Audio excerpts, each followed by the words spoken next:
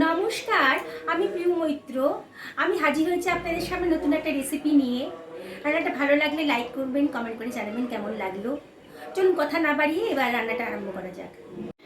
আজকে আমি তৈরি করে দেখাবো শশার পরোটা। এটা বানানোও খুব সোজা আর খেতেও কিন্তু খুব সুন্দর। এটা আমি বানাচ্ছি বাড়িতে, আপনারা দেখুন শেষ পর্যন্ত ভিডিওটা। ভালো লাগলে লাইক করবেন। বাচ্চারা অনেকেই শশা খেতে পছন্দ করে না, আপনারা যদি এইভাবে শশাটাকে পরোটা বানিয়ে দেন তাহলে কিন্তু ওরা খুব সুন্দরভাবে খেয়ে নেবে। আপনারা এটা ব্রেকফাস্টে বানাতে পারেন, ডিনারেও বানাতে পারেন, রাত্রে খুবই ভালো। বড়রাও খুব পছন্দ করবে। আর শশা খুবই হেলদি, আর বাড়িতে বানানো হচ্ছে বলে জিনিসটা রাস্তা থেকে অনেক বেশি হেলদি হচ্ছে। আপনারা শেষ পর্যন্ত দেখুন যে আমি কীভাবে শশার পরোটাটা বানাচ্ছি। এই জন্যে আমি 4খানা শশা নিয়ে নিয়েছি। ভালো করে আগে থেকে ধুয়ে টুয়ে পরিষ্কার করে রেখেছিলাম শশাগুলোকে। দেখুন, এবার শশার ওপর পোর্শনটা আর নিচের পোর্শনটা আমি কেটে বাদ দিয়ে দিচ্ছি। দিয়ে আমি ওই সাইডগুলো দিয়ে একটু ঘষে নিচ্ছি। এটা আপনারা সবাই জানেন যে শশা কী করে কাটতে হয়। এভাবে কাটলে পরে শশার তেতো ভাবটা একেবারেই থাকবে না। এটা না করলে পরে কিন্তু পরোটাটা আমার তেতো তেতো মতন হয়ে যাবে। পরোটা খুবই হেলদি এবং খুবই সুস্বাদু পরোটাটা তৈরি হচ্ছে। এবার আমি শশার খোসাগুলোকে ভালো করে কেটে নিচ্ছি। এইভাবে সমস্ত শশার খোসাগুলোকে আমি কেটে নেব। দেখুন বন্ধুরা, সমস্ত শশার খোসাগুলিকে কেটে নিচ্ছি। ওপরের পোর্শনটা একটু কেটে বাদ দিয়ে দিলাম, তেতো ভাবটা যাতে একেবারেই না থাকে। এইবার আমি একটা গ্রেটারের সাহায্যে শশাগুলোকে গ্রেট করে নিচ্ছি। দেখুন, গ্রেটারের এই পোর্শনটা দিয়ে আমি শশাগুলোকে গ্রেট করে নিচ্ছি। আমার সমস্ত শশাগুলোকে গ্রেট করা হয়ে গেছে।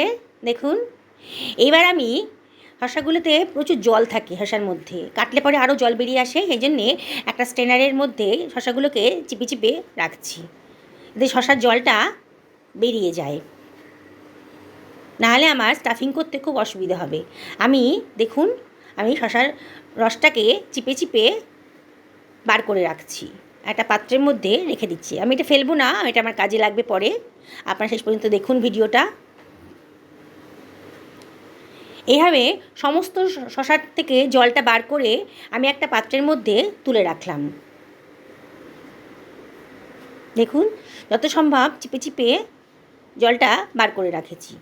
এবার 2 বাটি মতন আটা আমি নিয়ে নিয়েছি, আর তার মধ্যে দিয়ে দিলাম 3 টেবিল চামচ মতো সুজি। এবারে আমি দিয়ে দিচ্ছি 1 চিমটা হলুদ দিচ্ছি, এটা কালারের জন্য, দেখতে ভালো লাগবে। একটুখানি লঙ্কার গুঁড়ো দিলাম 1 চিমটা মতন, আর দিয়ে দিলাম প্রয়োজন মতো নুন। এবার দিয়ে দিচ্ছি 2 টেবিল চামচ মতো সাদা তেল। এবার সব কিছু ভালো করে মিশিয়ে নিচ্ছি। এই পরোটাটা খেতে খুবই সুস্বাদু হয় আর হেলদিও। 1 চামচ জোয়ান আমি হাতের মধ্যে একটু ডলে নিয়ে দিয়ে দিচ্ছি, তাতে পরোটার টেস্টটা খুব সুন্দর আসবে। আপনারা আমার মতো করে বানিয়ে দেখুন। দেখুন, আমার ময়ামটা ভালো করে মেশানো হয়ে গেছে। দেখুন, ময়ামটা দেওয়া হয়ে গেছে। এবার শশার যে জলটা বেরিয়েছিল সেই জলটা আমি আটার মধ্যে দিয়ে দিচ্ছি, দিয়ে ভালো করে সব কিছু মিশিয়ে নিচ্ছি। আবারও সব কিছু ভালো করে মিশিয়ে নিচ্ছি। এবার প্রয়োজন মতো জল দিয়ে আমি মাখবো। অল্প অল্প জল দিয়ে আমি আটাটাকে ভালো করে মেখে নিচ্ছি।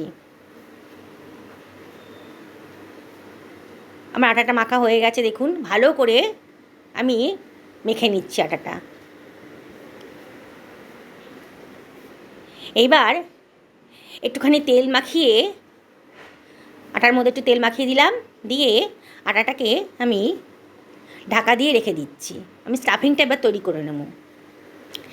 আমি ফ্রাই প্যানে 1 টেবিল চামচ মতো তেল দিয়েছি। এবার দিয়ে দিলাম গোটা জিরে, দিয়ে দিলাম গোটা ধনে 1 চামচ মতন, আর দিয়ে দিলাম মৌরি 1 চামচ মতো করে প্রত্যেকটা দিয়ে দিলাম। দিয়ে আমি একটু ফ্রাই করে নিচ্ছি। দেখুন, আমার কিন্তু মশলার কালারটা চেঞ্জ হয়ে গেছে, আর একটা সুঘ্রাণ গন্ধও বেরিয়ে গেছে, মানে আমার মশলাটা ফ্রাই হয়ে গেছে। এবার আমি দিয়ে দিলাম 2খানা পেঁয়াজকে কুচি করে রেখেছিলাম, পেঁয়াজ কুচিটা দিয়ে দিলাম, দিয়ে আবারও সব কিছু ভালো করে মিশিয়ে নিচ্ছি। ফ্লেমটা হাইতেই রেখেছি, অনবরত নাড়ছি আমি। দেখুন, পেঁয়াজের কালারটা কিন্তু চেঞ্জ হয়ে গেছে।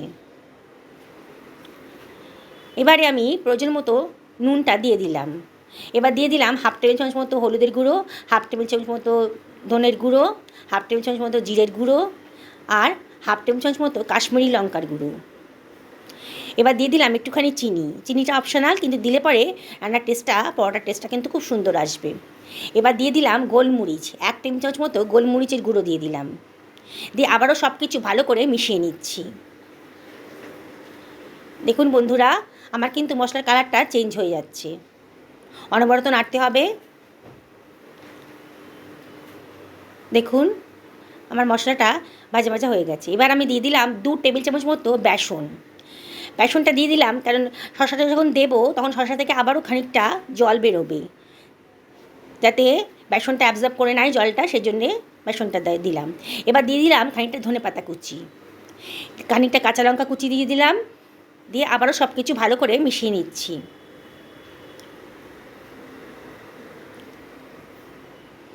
বন্ধুরা দেখুন আমার কিন্তু মশলাটা রেডি হয়ে গেছে। এবার আমি দিয়ে দিলাম গ্রেট করে রাখা শসাটা দিয়ে দিলাম, গ্রেট করে রাখা শসাটা দিয়ে দিয়েছি। দিয়ে আবারও সব কিছু ভালো করে মিশিয়ে নিচ্ছি, অনবরত নাড়তে হবে, ভালো করে মিশিয়ে নিচ্ছি। দেখুন আমার মেশানো হয়ে গেছে। এবার আমি গ্যাসটা বন্ধ করে দিচ্ছি, দিয়ে একটা পাত্রের মধ্যে স্টাফিংটাকে ট্রান্সফার করে দিয়েছি, দিয়ে ঠান্ডা করতে দিচ্ছি। আমার যে আটাটা মাখা ছিল সেখান থেকে আমি আমরা যেমন বাড়িতে পরোটা বা কিংবা রুটি খাই সেই মতন সাইজেরই আমি গোল গোল করে লেচি কেটে নিচ্ছি। কয়েকটা লেচি আমি কেটে নিচ্ছি, যেমন নর্মাল আমরা রুটি পরোটা খাই বাড়িতে সেরকম। এবার গোল করে বেলে নিয়েছি আমি, দিয়ে রুটিটাকে বেলে নিয়েছি, নিয়ে এবার স্টাফিংটা মাঝখানে ছড়িয়ে দিচ্ছি। দেখুন বন্ধুরা ভিডিওতে যেমন দেখাচ্ছি, ভালো করে স্টাফিংটা মাঝখানে ছড়িয়ে দিয়েছি। দিয়ে একটু জল নিয়ে রুটির সাইডগুলোকে দিয়ে দিচ্ছি, জল মাখিয়ে নিচ্ছি। দেখুন এবার আমি ভাঁজ করে নিচ্ছি, তাহলে জলটা দিলাম কারণ তাহলে আর স্টাফিংটা পরোটার মাঝখান থেকে বেরোবে না। আমি এটা স্কোয়ার পরোটা বানাচ্ছি, আপনারা ইচ্ছে করে 3 কোণ করে বানাতে পারেন।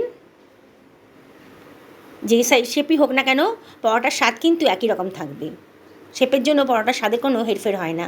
আমি আবার একটু উপর থেকে চাপ দিয়ে বেলে নিলাম, নিয়ে একটা ফ্রাই প্যান গরম করে নিয়েছি। দিয়ে এবার আমি পরোটাটা তার মধ্যে দিয়ে দিচ্ছি, দিয়ে আমি এবার এপিট ওপিট করে ভালো করে ভেজে নিচ্ছি। শুকনো খোলায় ভেজে নিচ্ছি প্রথমে, তারপরে ওপর থেকে একটু অয়েল ব্রাশ করে দিচ্ছি। আমি এটা অল্প তেলেই করছি হেলদি করার জন্যে, আপনারা যদি ইচ্ছা করেন এটা ডিপ ফ্রাই করতে পারেন। আমি খুব অল্প তেলেই এটা ভাজছি। দেখুন আমি এপিট ওপিট করে ভালো করে চেপে চেপে ধরে ভালো করে ভেজে নেব, যাতে ভেতরটা কাঁচা না থাকে। দেখুন আমার পরোটার কালারটা কিন্তু চেঞ্জ হয়ে গেছে, দেখেই মনে হচ্ছে পরোটাটা হয়ে গেছে। এবার আমি অন্য পাত্রে রেখে দিলাম। এবার এইভাবে আমি বাকি পরোটাগুলো ভেজে নিচ্ছি, অল্প তেল দিয়ে ভেজে নিচ্ছি। আবারও বলছি বন্ধুরা, আপনারা ইচ্ছা করলে এটা ডিপ ফ্রাই করতে পারেন। দেখুন পরোটাগুলো আমার ভাজা হয়ে গেছে, এবার আমি সার্ভ করে দিচ্ছি। বন্ধুরা আপনারা যদি এই রেসিপিটা ফেসবুক থেকে দেখেন তাহলে আমার ফেসবুক পেজ টকঝাল মিষ্টি, এই পেজটাকে ফলো করবেন, রিকোয়েস্ট করছি। আর যদি আপনারা এটা ইউটিউব থেকে দেখেন তাহলে রিকোয়েস্ট করবো আমাকে সাবস্ক্রাইব করার জন্য। পুরনো বন্ধুদেরকে অনেক ধন্যবাদ আমার পাশে থাকার জন্যে। আজকে এই পর্যন্তই থাক, নমস্কার।